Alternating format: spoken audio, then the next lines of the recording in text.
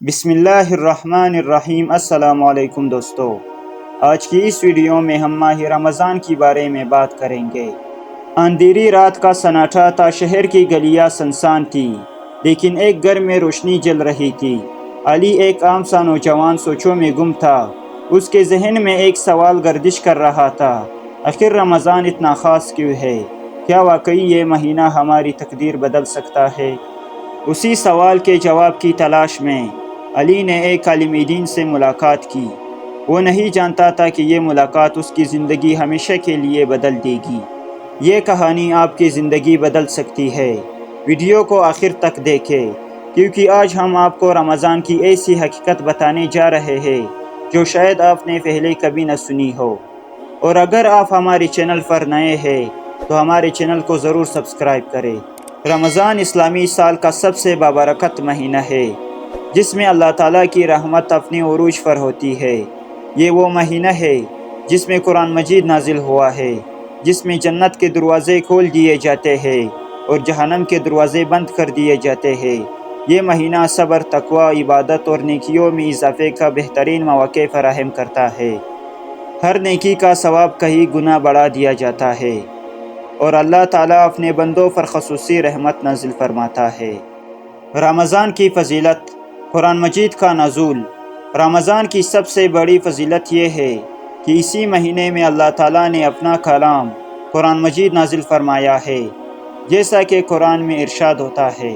رمضان وہ مہینہ ہے جس میں قرآن نازل کیا گیا، جو لوگوں کے لیے ہدایت ہے اور حق و باطل میں فرق کرنے والا ہے۔ قرآن مجید نہ صرف ہدایت کا ذریعہ ہے، بلکہ اس کا پڑھنا، سمجھنا اور اس پر عمل کرنا بھی عبادت ہے۔ رمضان میں قرآن پڑھنے کا ثواب کئی گنا بڑھ جاتا ہے، اسی لیے اس مہینے میں زیادہ سے زیادہ تلاوت کرنی چاہیے۔ روزے کا اجر اور مغفرت۔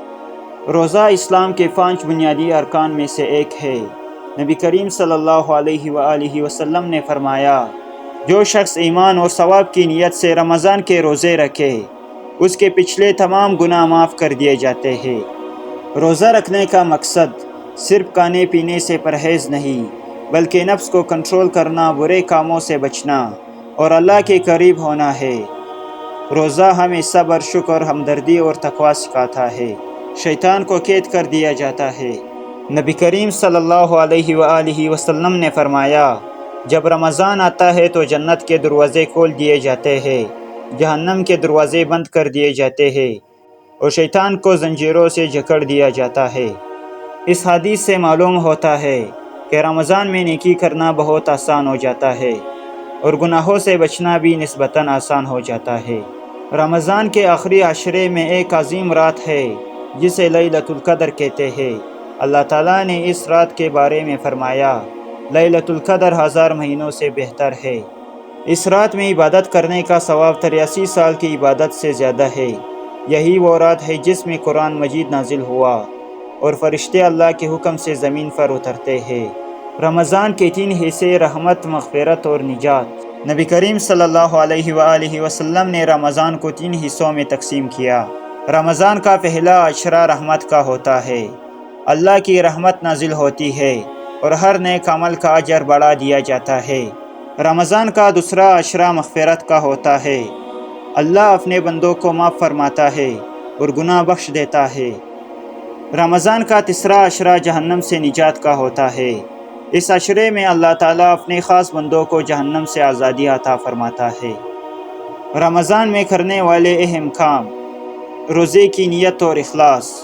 روزہ رکھتے وقت خالص نیت ہونی چاہیے کہ ہم اللہ کی رضا کے لیے یہ عبادت کر رہے ہیں۔ نبی کریم صلی اللہ علیہ وآلہ وسلم نے فرمایا، اعمال کا دار و مدار نیتوں پر ہے۔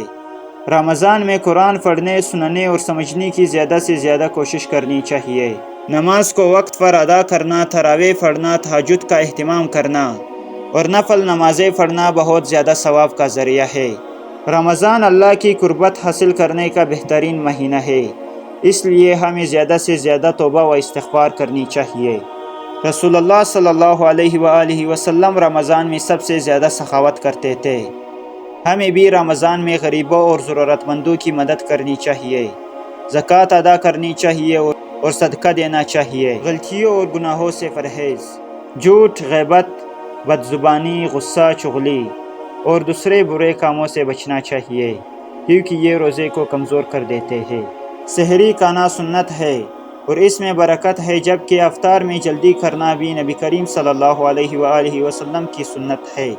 رمضان کا اصل مقصد، رمضان کا سب سے بڑا مقصد تقوی پیدا کرنا ہے، جیسا کہ اللہ تعالیٰ نے فرمایا: اے ایمان والو، تم پر روزے فرض کیے گئے ہیں جیسے تم سے پہلے لوگوں پر فرض کیے گئے تھے، تاکہ تم متقی بن جاؤ۔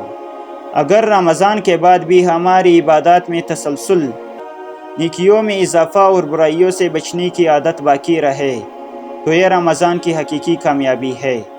اللہ تعالیٰ ہمیں رمضان کی برکتوں کو حاصل کرنے کی توفیق دے، ہمارے روزے اور عبادات قبول فرمائے اور ہمیں اپنی رحمت، مغفرت اور جہنم سے نجات عطا فرمائے، آمین۔